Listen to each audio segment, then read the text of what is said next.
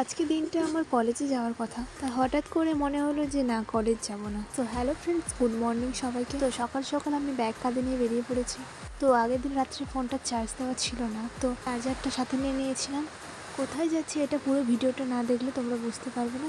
তো ব্যাগ কাঁধে নিয়ে সাইকেল সাথে নিয়ে বেরিয়ে পড়লাম। তো কোথায় যাচ্ছি তোমরা পুরো ভিডিওটা দেখতে থাকো।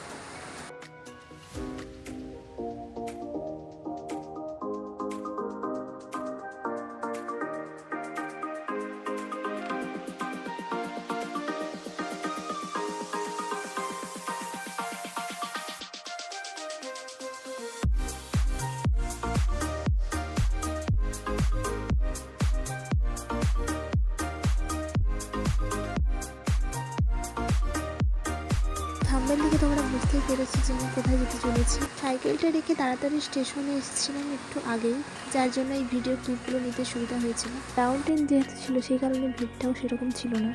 তারপর বসে বসে কী করবো, পা দুলোতে ওই তো ট্রেন এসে উপস্থিত হয় স্টেশনে।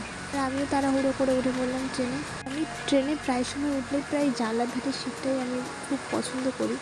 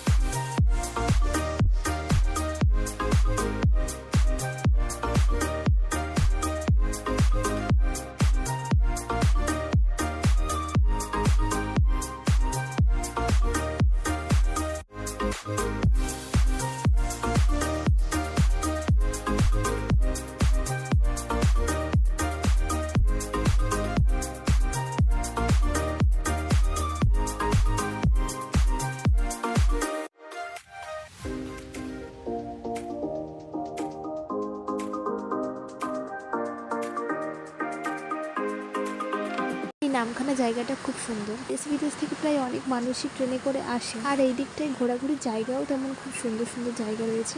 তোমরা যদি কখনো আসতে চাও এসো, জায়গাটা খুবই সুন্দর।